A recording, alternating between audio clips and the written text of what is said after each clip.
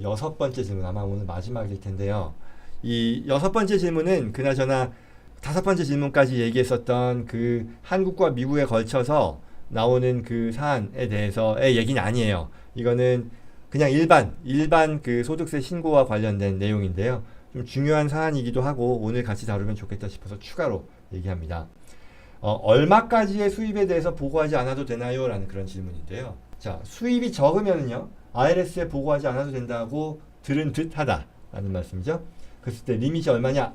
그랬을 때 이분의 상황은 수입이, 이거 아마 중앙일보였나? 어디 게시판에서 제가 확인해서 이거 좀 얘기하면 좋겠다 했는데요. 수입이 적고 남편은 좀 많은데 조인트 파일을 할 경우에 제 것도 합산해야 하나요? 뭐 감사합니다.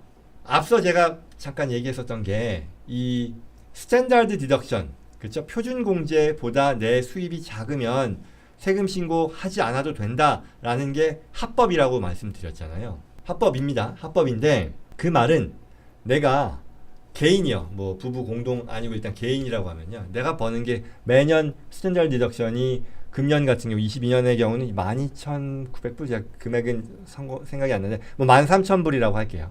그 금액이 되지 않으면 나는 합법적으로 세금 신고를 하지 않아도 돼요. 뭐라고 할 수 없어요. 그렇죠? 그리고 이게 부부 공동일 경우에는요, 그게 스탠다드 디덕션이 2배로 올라가잖아요. 그래서 26,000불이라고 할게요. 25,000 얼마일 텐데 26,000불. 그러면 결국은 내가 부부라고 했을 때 부부 공동으로 벌어들인 소득이 그 금액 미치다라고 하면 세금 신고 안 하셔도 돼요. 그래서 이 질문에 대해서 답은요, 그 금액 미치면 신고 안 하셔도 됩니다가 답이에요. 합법적인 답이에요. 그런데 제가 왜 이걸 질문으로 꼽았냐 하면요, 그럼에도 불구하고 저는 신고하세요라고 말씀드립니다. 신고하세요라고 말씀드려요. 그 이유는 두 가지인데요. 하나는 이번에 우리가, 뭐 이번에가 아니라 지난 몇 년 동안에 무슨 그 IRS 저 텍스 크레딧 받거나 리베이트 받거나 또는 우리 저 코로나 때 이 체크 받고 하는 거 있었잖아요. 지원금 받고 할 때. 그러면 세금 신고 안 했어도 알아서 IRS가 찾아서 또는 정부가 찾아서 그 금액만큼 지급해 준다라고 했지만 아마도 여러분들께서 신고 안 했다가 괜히 지원금을 지원받는 데 있어서 시간이 더 오래 걸렸다거나 뭐 골치를 썩인 경우들이 있었을 겁니다.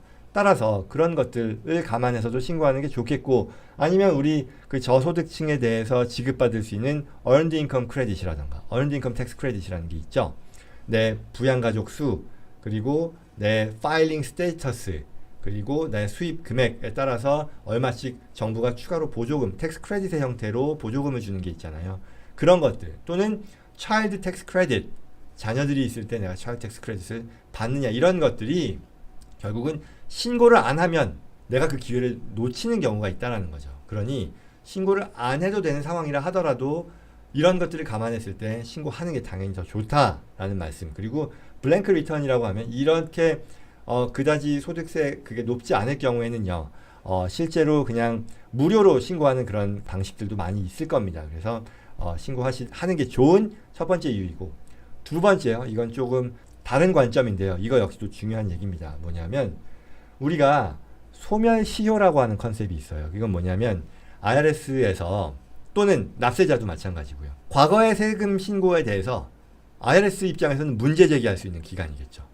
세무감사를 나올 수 있는 그런 기간이라고도 볼 수 있겠고요. 그리고 뭐 납세자의 입장에서는 한번 신고하고 나서 수정 신고할 수 있는 그 기간을 말합니다. 이건 Statute of Limitation이라고 해서요. 그쵸? IRS 입장에서 문제 제기할 수 있는 기간인데, 내가 신고를 하잖아요. 그러면 일반적으로 이거는 3년이에요. 3년. 신고한 해에 대해서 3년. 이 말은 바꿔 말하면 내가 신고를 하고 나면요, 그로부터 3년이 지나고 나면 IRS가 내가 신고한 것에 대해서 문제 제기 못 한다는 뜻이에요. 물론 이게 3년이요, 뭐 사안의 어떤 경중에 따라서 6년이 되기도 하고요, 아예 영원히 가기도 합니다만, 그래도 기본적으로는 우리가 3년의 어떤 소멸시효에 적용을 받는다라고 얘기하거든요. 그런데 신고를 안 하잖아요. 그러면 이 소멸시효 자체가 시작을 안 해버려요. 그러니 내가 예를 들어 20년도 거에 대해 또는 뭐 22년도 거에 대해서 이번에 신고를 하잖아요. 그러면 23년이죠. 3년에 신고를 했으니 24, 25, 26이 지나고 나면 IRS가 이걸 가지고 문제 제기할 일이 없어요. 그런데 만약에 내가 신고를 안 하잖아요. 그럼 내가 2030년이 돼도요, 이론상 뭐 그럴 일이 뭐 실제 가능성은 낮다 하더라도요.